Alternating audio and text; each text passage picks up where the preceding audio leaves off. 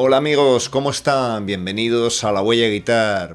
La verdad es que si lo piensas, por muy bien que toques un instrumento, por muy buenas canciones que hagas, por muy bien que suene tu banda, siempre tiene que haber algo que te haga destacar sobre los demás, y más en los tiempos que corren.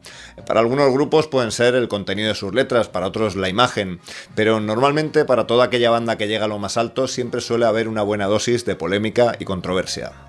Mientras los fans de Guns N' Roses contenemos la respiración a la espera de que algún día la formación actual se decida a grabar un potente disco de rock, en este vídeo repasamos toda la carrera discográfica del grupo, viendo esos momentos, digamos, de mayor controversia y polémica. Reflexionamos sobre si esta polémica era algo inherente al grupo, es decir, allá donde iban se armaba la gorda, o por el contrario era toda una táctica promocional que hacía que amplificara esa gran obra que nos brindaron y hiciera que llegara a muchísima más gente, convirtiéndoles en la banda número 1 de rock durante muchos años. Vamos a verlo.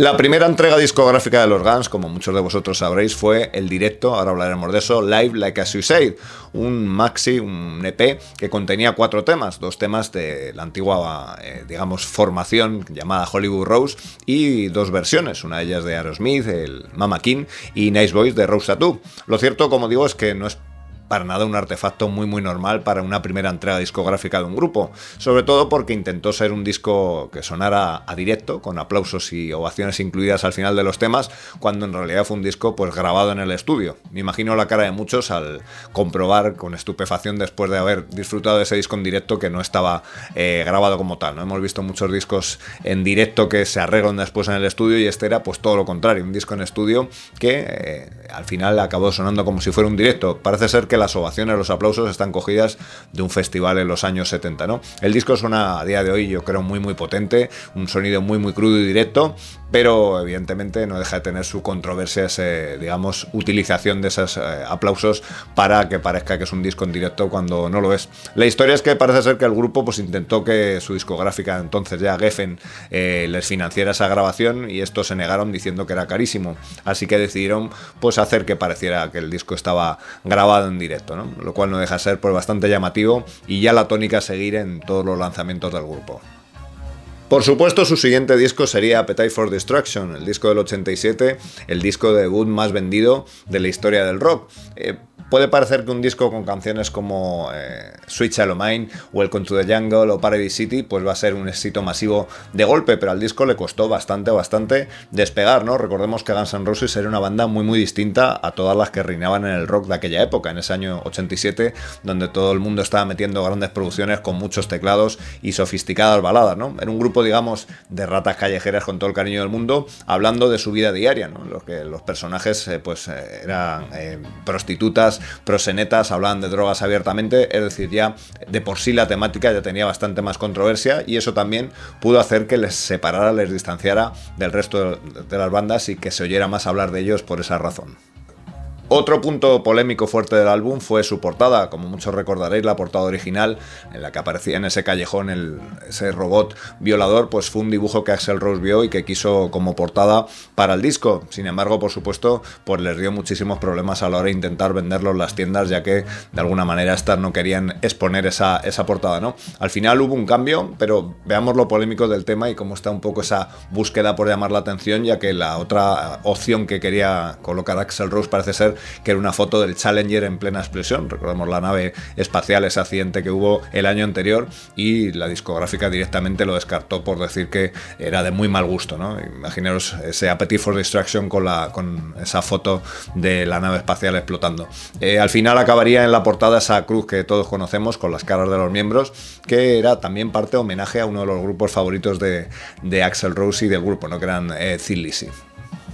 Antes de pasar a su siguiente lanzamiento discográfico, el Guns N' Roses Live, recordar también que en Appetite for Destruction aparecía el tema Rocket Queen, ¿no? Con esa, digamos, escena grabada entre Axl Rose y una amiga pornstar que había en el estudio, y todos decidieron que sería una buena idea mezclar gritos del orgasmo de esta compañera de Axl junto con la canción, ¿no? Y es lo que aparece en el disco. Desde luego, no una manera muy convencional de hacer que una canción, que un disco llegue al mainstream, ¿no? Es decir, cuando todas las bandas estaban en aquel momento intentando hacer canciones más sofisticadas, power ballads de amor, pues aquí tenemos a Guns N' Roses en este Rocket Queen, incluyendo estos gemidos que desde luego no dejan de ser muy muy llamativos y que son una buena manera también de promocionar una grandísima canción.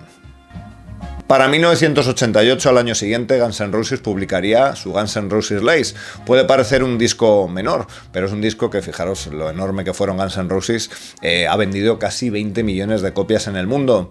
La verdad es que lo que hicieron fue también un artefacto bastante inesperado, ya que cuando un disco funciona, lo que una discográfica quiere es que el siguiente pues sea más de lo mismo. Para nada, ¿no? Ya que lo que encontramos aquí son los 4 temas del pretendido disco en directo Live Like a Suicide y 4 temas acústicos. Recordemos que estamos antes de la época de los Unplugged, ¿no? Así que no era nada habitual tampoco. Uno de ellos era el tema You're Crazy, que ya aparecía en el Appetite, y desde luego el disco también tuvo su grandísima dosis de polémica, especialmente por una canción como One in a Million.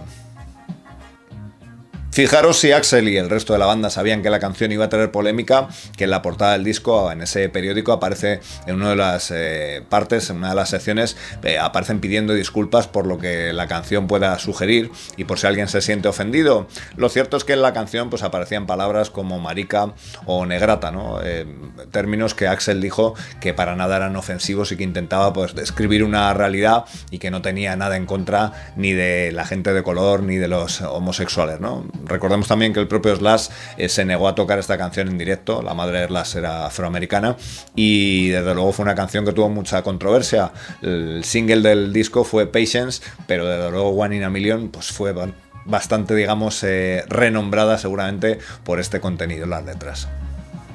2 años después, en el 90, otro lanzamiento muy muy inesperado con la publicación de los Use Your Illusion 1 y 2, 2 discos dobles que a priori podrían haber significado un grandísimo batacazo para la banda, ¿no? Ya que puedes pensar que tus seguidores más jóvenes pues no van a poder comprar los 2 álbums. Lo cierto es que llegaron al número 1 y al número 2 en Estados Unidos y se demostró que era una grandísima obra, no solo grandísima por la cantidad de canciones, sino por toda esa paleta de colores que el grupo pues abarcó, ¿no? Donde empiezan a aparecer ya estilos muy muy diferentes a lo que había sonado en Appetite. Desde luego un disco controvertido ya de por sí mismo por esa apertura de miras que a muchos pues no gustó tampoco, ¿no?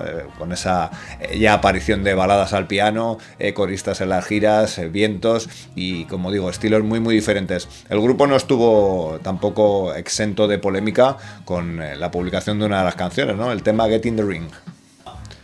En Get in the Ring encontramos algo que yo creo que antes no se había dado en ninguna canción, que es sacar una auténtica lista negra con los periodistas que el grupo, y en especial Axl, pues habían tenido problemas en el pasado. Todos esos nombres que aparecen en la canción, el que viene un poco a simular pues un combate de boxeo, otra vez con esos gritos y esos vítores hechos en el estudio, y que, como decíamos antes, pues es una auténtica lista negra y que trajo también bastante polémica por la publicación de esos nombres con nombres y apellidos, ¿no?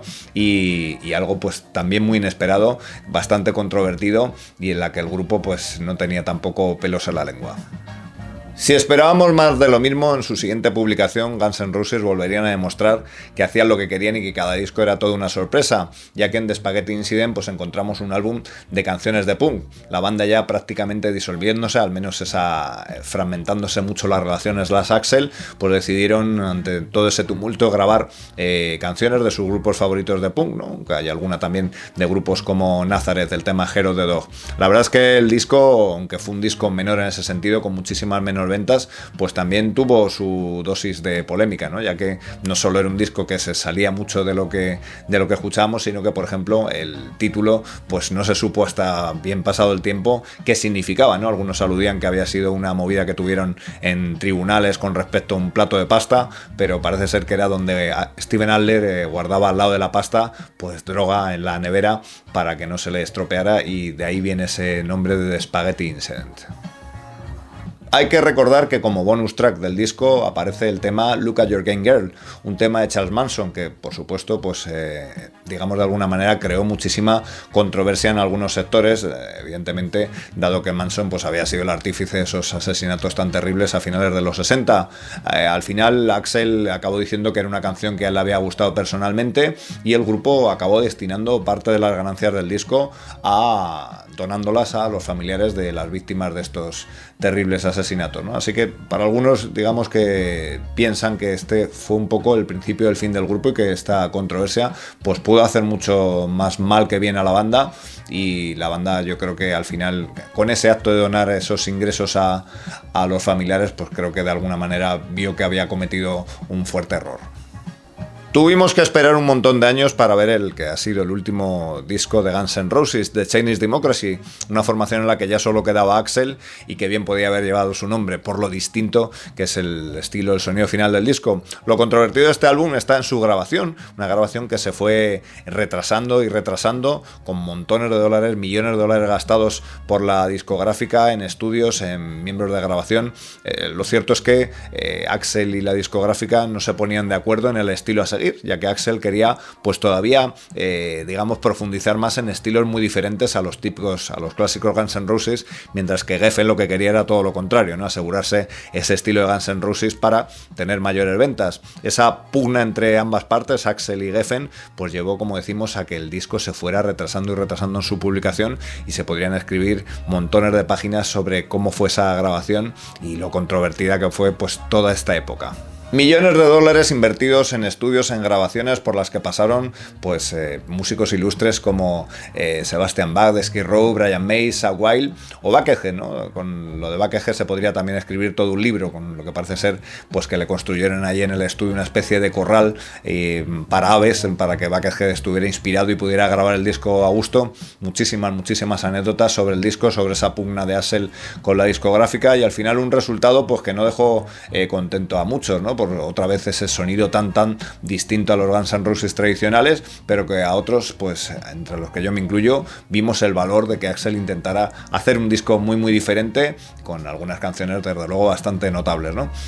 Un disco otra vez muy controvertido, nada esperado, como hemos visto en cada una de sus publicaciones, y pues es un disco que llamó la atención, sobre todo por ese tiempo invertido, por ese dinero invertido, que, como digo, no contentó a todos. Hasta aquí este vídeo, compañeros. Como os decíamos al principio, cuéntanos, reflexiona con nosotros sobre si piensas que la polémica puede ser una muy buena herramienta para sobresalir, para de alguna manera destacar en esto de la música. Veíamos ese repaso a esos discos siempre inesperados de Guns N' Roses con tantísimo éxito, y si la polémica pues podría ser parte de esa herramienta promocional para que estos discos pues todavía su música se hiciera mucho más masiva. Nos vemos en el siguiente vídeo. Gracias.